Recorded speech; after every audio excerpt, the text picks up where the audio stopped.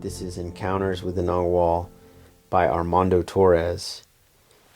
This is part 2, section 1, The Warrior's Dialogue. Conceptual saturation. I once told Carlos how difficult it was for me to understand the postulates of sorcery and asked him for some definitions which could guide my rationality. But he told me that this was neither possible nor useful, since he didn't live in a reality of ordinary consensus. Not even I understand myself, he assured me with absolute seriousness. He maintained that to comprehend is to fix our attention on a specific point from where things can be explained. The more accepted that point is by people in general, the truer we find it. But the universe is not reasonable. Its essence is beyond all description. Security and common sense are islands floating around in a bottomless sea, and we only cling to them out of fear. If you continue on the path of knowledge, you will soon discover that explanations are placebos, since they never fulfill what they promise.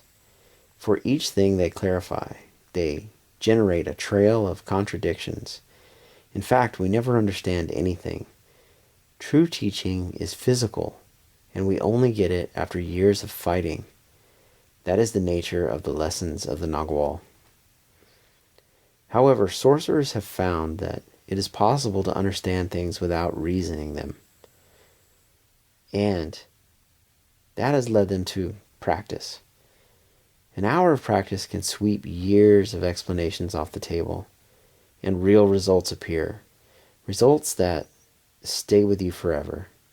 As you turn yourself into a witness of power, the obsessive pressure of your mind to be in charge will cancel out. It will be canceled out.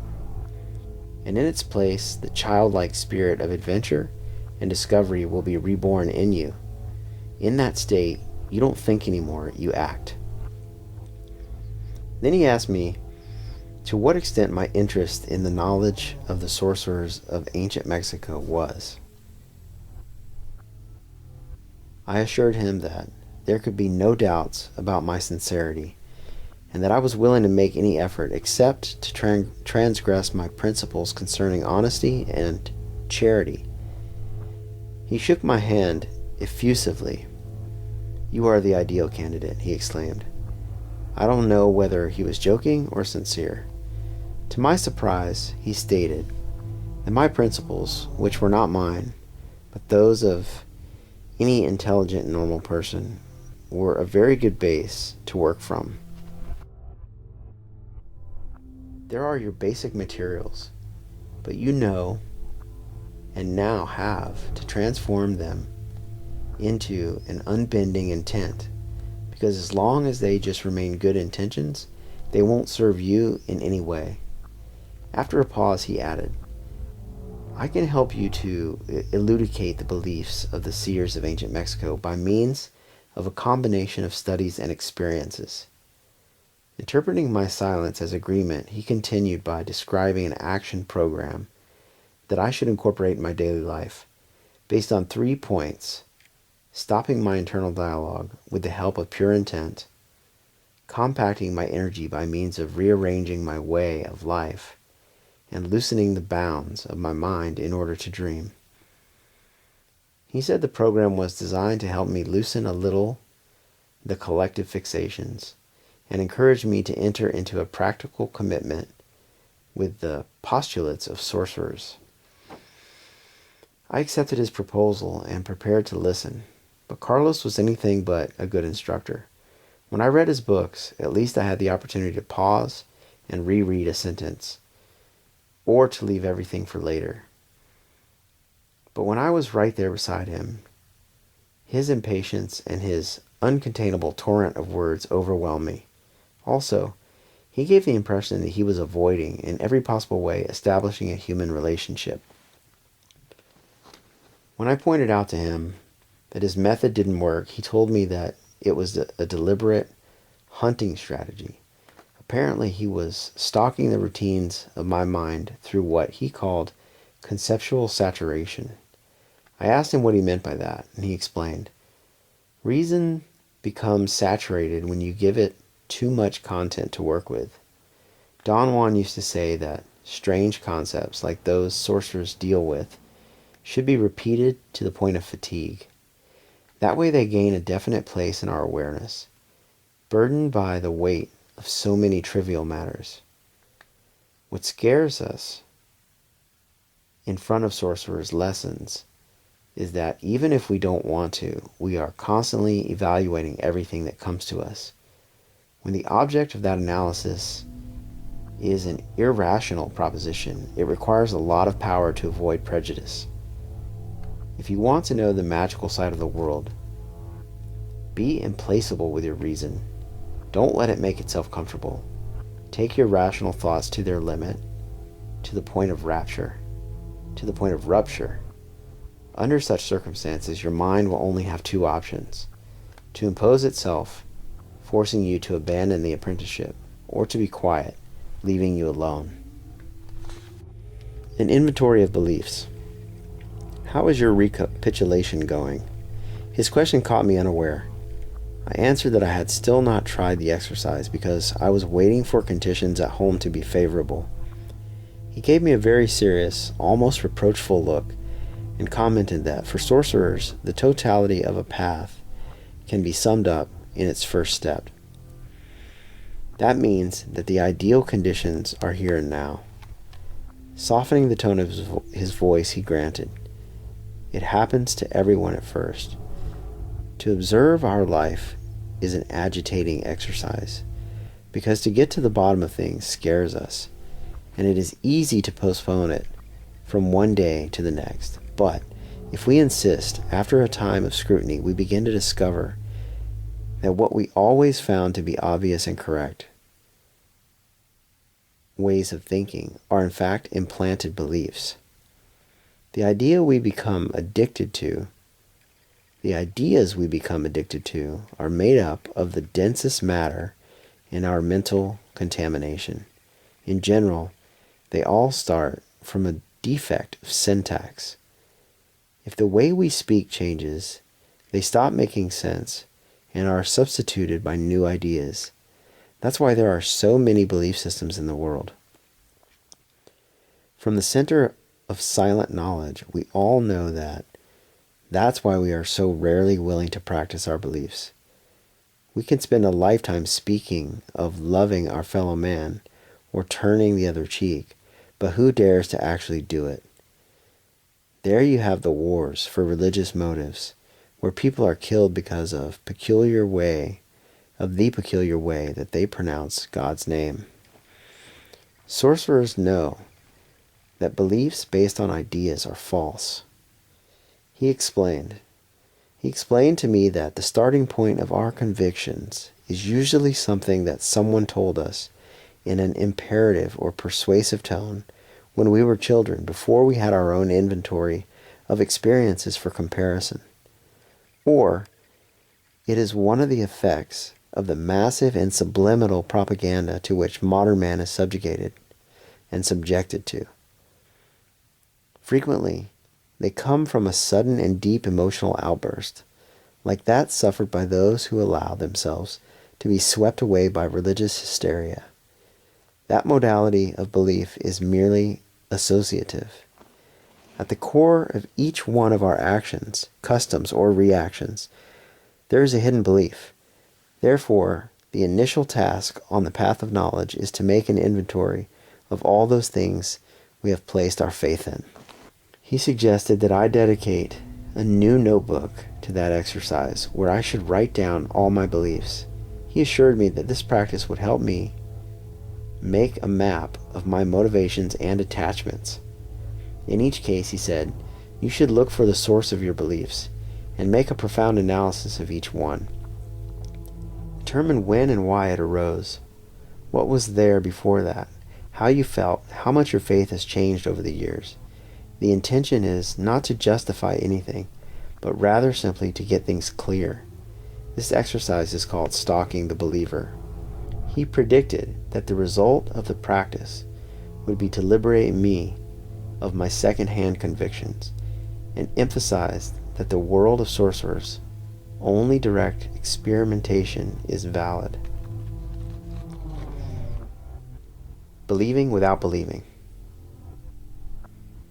I accepted the exercise because I found it inoffensive.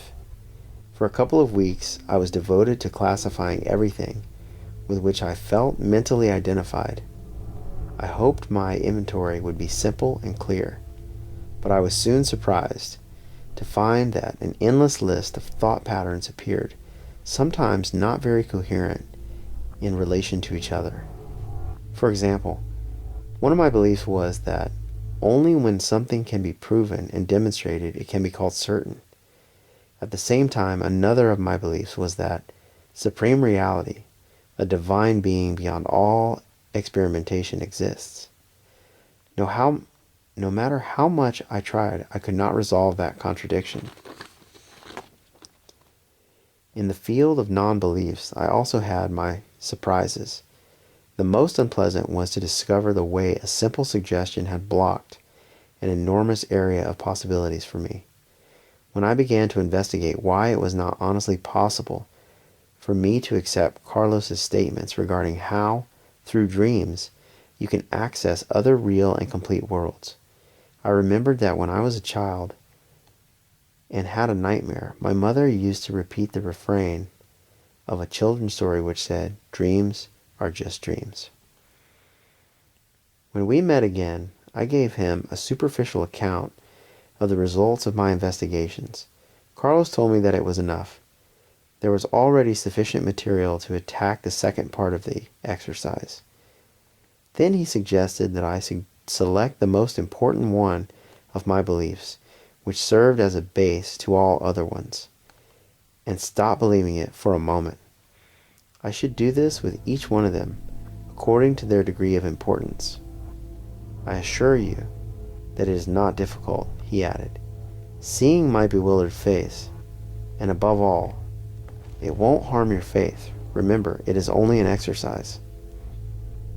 I protested in a decisive tone. I told him that the basis of my principles was my certainty that God exists, and that I was not willing to question or even analyze that point. "It is not true," he screamed. "Your most ingrained conviction is that you are sinful, and for that reason you are justified. You can make mistakes, squander your energy, and give in to anger, lasciviousness, whims, and fear. After all, you are human, and God always forgives you. Don't fool yourself. Either you choose your belief, or it chooses you. In the first case, it is authentic. It is your ally. It sustains you, and it allows you to manipulate it at will. In the second case, it is an imposition and not worthwhile." I replied that the exercise he proposed, treating my faith as casually as a man changing his shirt, was not only blasphemous and mercenary, but the practice would probably end up throwing me into a state of internal confusion. He observed, "You don't have to be clear to enter the world of sorcerers. Our idea that truth goes hand in hand with clarity is a trap, because the spirit is too inaccessible to be understood with our fragile human mind. As you well know, the essence of religion is not clarity, but faith. But faith is worth nothing in comparison with experience. Sorcerers are practical. From their point of view, what we believe or stop believing is absolutely irrelevant. The stories that we tell ourselves don't matter in the least. What matters is the spirit. When there is power, the content of the mind is something secondary. A sorcerer can be an atheist or a believer, Buddhist, Muslim, or Christian, and yet cultivate impeccability, which automatically brings him to power." His words irritated me beyond reason. When I realized it, I was surprised to find how deeply the Catholic doctrines I learned during my childhood had penetrated. Now that Carlos questioned them, it felt as if he was unfairly robbing me of something very valuable. He noticed my dilemma and began to laugh. "Don't confuse things," he told me. "Religions are not remedies, but consequences of the pitiful state of awareness man is in. They are replete with good intentions, but very few people are prepared to fulfill them. If their commitment meant anything of real value, the world would be full of saints, not sinners. The moment ideologies, including Nagualism, become widespread, they become cultural mafias, schools to make people sleepy. No matter how subtle their postulates are, and no matter how much they try to validate them with personal corroboration, they end up conditioning our actions according to some form of reward or punishment, and by doing that, they pervert the very essence of the search. If the pillar of my faith is a salary, what merit does it have?" Sorcerers love the purity of the abstract. For them, the value of the path with heart is not so much where it takes us, but how intensely we enjoy it. Faith certainly has a value in ordinary life, but it is useless against death. Our only hope when facing the inevitable is the warrior's path. Sorcerers call the ability to manipulate their mental attachments believing without believing. They have perfected that art to the point where they can identify sincerely with any idea, live it, love it, and discard it if it comes to that, without remorse. And inside that freedom of choice, they ask sorcerers questions. For example, why accept myself as a sinner if I can be impeccable? After some resistance, I agreed with Carlos that there could not be anything wrong with subjecting my beliefs to a shake. What I found to be the main effect of this technique of believing without believing was that it showed how incredibly fragile my catalog of ideas was. It was prone to disintegrate at the slightest blow. I understood why Don Juan claimed that the world we live in is a magic fabric, the magic of the first ring of power.